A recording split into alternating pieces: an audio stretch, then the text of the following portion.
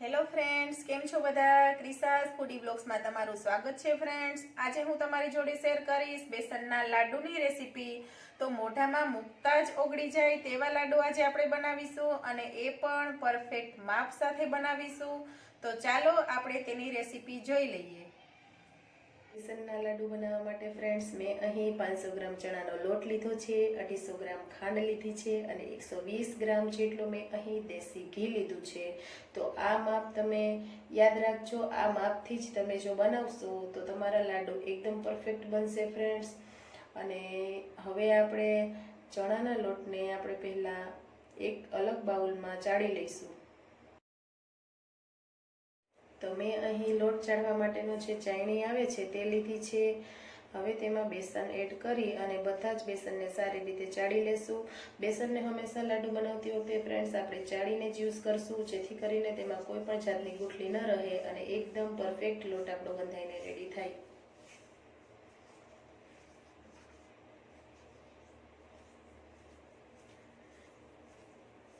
આ રીતે ફ્રેન્ડ્સ બેસનને મેં ચાળીને રેડી કરી લીધો છે. હવે આપણે તેમાં મોરણ એડ કરીશું. તો જો આપણે જે ઘી લીધું હતું તેમાંથી હું અહીં અત્યારે 2 ટેબલસ્પૂન જેટલું ઘી આમાં એડ કરીશ.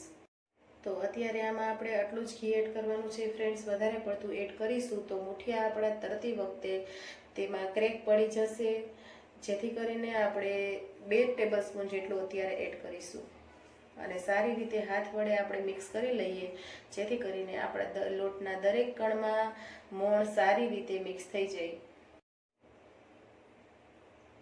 હવે આપણે ફ્રેન્ડ્સ આ રીતનો લોટ રેડી થઈ ગયો છે.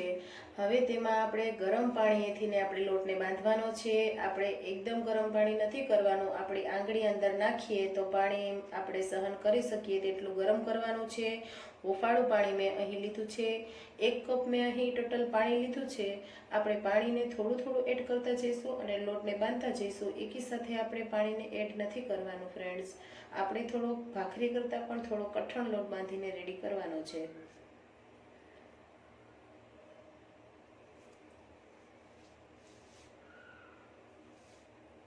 તો આ રીતનો ફ્રેન્ડ્સ મેં કઠણ લોટ બાંધીને રેડી કરી લીધો છે. તમે જોઈ શકો છો ભાખરી કરતાં મેં લોટને કઠણ રાખ્યો છે. જેમ આપણો લોટ કઠણ હશે તેમ આપણા જે મુઠિયા આપણે તળીશું તે એકદમ સરસ ક્રિસ્પી બનશે અને અંદર પણ આપણા મુઠિયા પાકી જશે. હવે ફ્રેન્ડ્સ આ રીતના હાથમાં થોડો લોટ લઈ હું બધા જ મુઠિયાને આ રીતના પ્રેસ કરી અંદર ખાડા પાડી અને આપણે મુઠિયા વાળી લઈશું. જેથી કરીને આ ખાડા પાડીશું તેથી આપણા મુઠિયા અંદર સુધી સારી રીતે શેકાઈ જશે, તે કાચા નહીં રહે.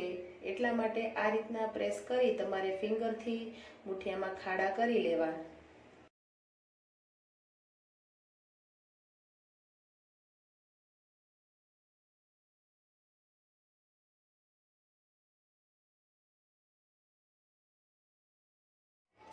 આ રીતે ફ્રેન્ડ્સ મેં બધા મુઠિયા વાળીને રેડી કરી લીધા છે. આ લોટ બાંધવામાં મારે ટોટલ 1/2 કપ જેટલું પાણી મેં યુઝ કર્યું છે, બાકીનું પાણી બચ્યું છે ફ્રેન્ડ્સ. હવે ફ્રેન્ડ્સ આને ફ્રાય કરવા માટે આપણે પેનમાં તેલ ગરમ કરવા રાખી દઈશું. તો મેં અહીં પહેલેથી જ તેલ ગરમ કરવા મૂકી દીધું હતું. હવે તેમાં થોડો લોટનો ટુકડો લઈ એડ કર્યું છે. આપણું તેલ ગરમ થઈ ગયું છે. હવે આપણે તેમાં જે મુઠિયા વાળીને રેડી કર્યા છે તેને એડ કરી દઈશું. ફ્રેન્ડ્સ તમે એક વાતનું ચોક્કસ ધ્યાન રાખજો, ગેસની ફ્લેમ લો ટુ મીડિયમ જ રાખવાની છે. જો વધારે આપણે ગેસની ફ્લેમને હાઈ રાખીશું તો આપણા મુઠિયા બહારથી કૂક થઈ જશે અને અંદરથી કાચા રહી જશે, જેથી કરીને લાડવાનો ટેસ્ટ બરોબર નહીં આવે, તેમાં કાચા લોટનો ટેસ્ટ આવશે. તેથી આપણે ગેસની ફ્લેમને મીડિયમ જ રાખીશું. ફ્રેન્ડ્સ આપણા મુઠિયા ફ્રાય થઈ ગયા છે. તમે જોઈ શકો છો એકદમ બ્રાઉન કલરના તે ફ્રાય થઈ ગયા છે. તો આ જ રીતનો કલર આવી જાય એટલે ત્યાં સુધી આપણે તેને ફ્રાય કરી લેવાના છે. આ જ રીતના ફ્રેન્ડ્સ હું બધા જ મુઠિયાને ફ્રાય કરી લઈશ. બધા જ મુઠિયા ફ્રેન્ડ્સ ફ્રાય થઈને રેડી થઈ ગયા છે. હવે મેં તેને આ રીતના તોડી લીધા છે અને થોડા ઠંડા થાય એટલે આપણે તેને મિક્સી જારમાં એડ કરી અને તેનો ભૂકો કરી લઈએ.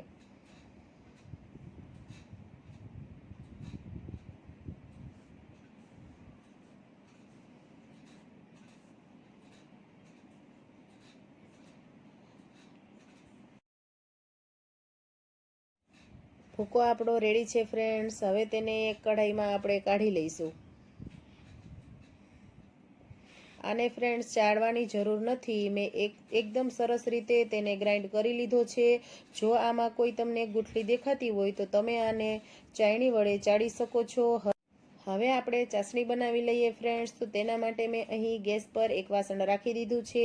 તેમાં મેં 250 ગ્રામ સુગર જે લીધી હતી તેને એડ કરી દીધી છે અને તેમાં મેં અડધા કપ જેટલું પાણી એડ કર્યું છે. પાણી ફ્રેન્ડ્સ તમે સુગર ડૂબે તેટલું તમે એડ કરી શકો છો.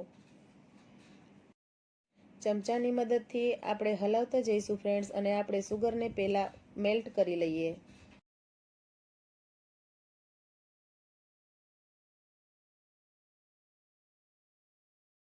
સુગર મેલ્ટ થઈ ગઈ છે ફ્રેન્ડ્સ. તો હવે આપણે ગેસની ફ્લેમ થોડી સ્લો કરી દઈશું અને આ રીતના હલાવતા જઈશું અને વચ્ચે વચ્ચે ચેક કરતા રહીશું. આપણે એક તાર થાય તેટલી આપણે ચાસણી લેવાની છે. ચાસણી ફ્રેન્ડ્સ આપણી ઘટ થવા લાગી છે. હવે થોડી જ વારમાં આપણી ચાસણી સારી રીતે રેડી થઈ જશે.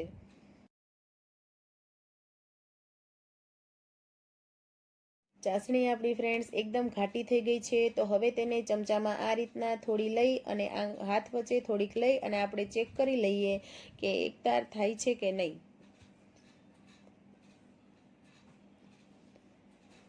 તમે જોઈ શકો છો ફ્રેન્ડ્સ આપણી ચાસણી બિલકુલ રેડી છે. તો આ જ રીતની તમારે બનાવીને રેડી કરવાની છે. હવે હું તેમાં થોડો ઓરેન્જ ફૂડ કલર એડ કરી દઈશ. લાડવા આપણા જે બેસનના લાડુ આપણે બનાવીએ છીએ તે એકદમ ઓરેન્જ કલરના જ સારા લાગે છે. તો તેમાં ફૂડ કલર તમે ચોક્કસ એડ કરજો ફ્રેન્ડ. હવે ગેસની ફ્લેમ આપણે બંધ કરી દઈશું ફ્રેન્ડ્સ અને આપણે જે મુઠિયાનો લોટ બનાવીને રેડી રાખ્યો છે તેમાં આપણે ચાસણીને એડ કરી દઈશું. બધું જ મિશ્રણ આપણે ચમચાની મદદથી સારી રીતે ફ્રેન્ડ્સ મિક્સ કરી લઈશું.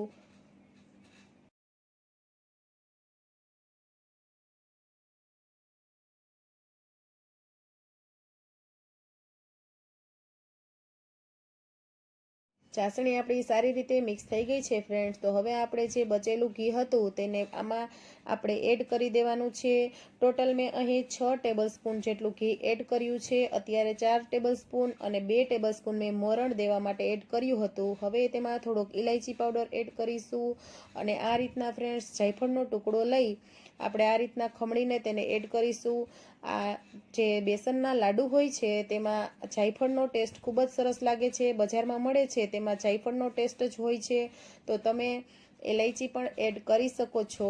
મને ઇલાયચીનો ટેસ્ટ ખૂબ જ ગમે છે તેથી મેં અહીં એલચી પાવડર પણ એડ કર્યો છે. હવે ફ્રેન્ડ્સ આપણે આ રીતના થોડો હાથમાં લુવો લઈ અને હાથમાં આ રીતના પ્રેસ કરતા જઈશું અને રાઉન્ડ શેપમાં આપણે લાડુ બનાવીને રેડી કરી લઈએ.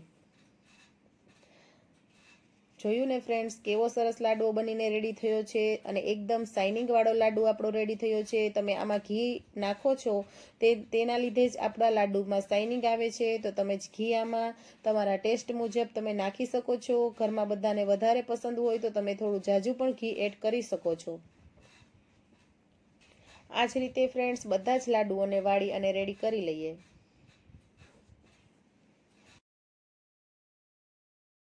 અને હા ફ્રેન્ડ્સ, જો લાડુ તમારે વાળતી વખતે લોટ તમારો આ સુકાઈ ગયો હોય અને લાડુ ન વળી રહ્યા હોય તો તમે તેમાં થોડું દૂધ પણ એડ કરી શકો છો. 1 ટેબલ સ્પૂન જેટલું દૂધ એડ કરી અને હાથની મદદથી લોટને મસળી અને પછી લાડુ વાળશો તો આરામથી લાડુ વળી જશે. ફ્રેન્ડ્સ, આપણા લાડુ બનીને રેડી થઈ ગયા છે. તમે જોઈ શકો છો ખૂબ જ સરસ બન્યા છે. અને હવે આપણે તેને કાજુ બદામથી ગાર્નિશ કરી લઈએ.